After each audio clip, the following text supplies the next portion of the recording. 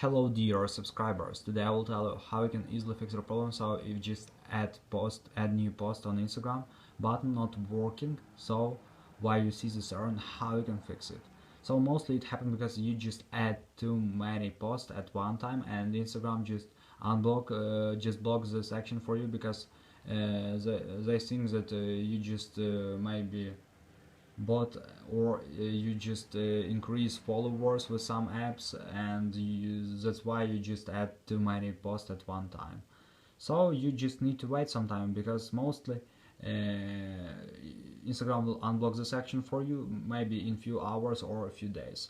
But if you want to add it right now, so just try to change your network. So just go to the settings, and if you use Wi-Fi, just try to use cellular data, and if you use cellular data, just try to use Wi-Fi.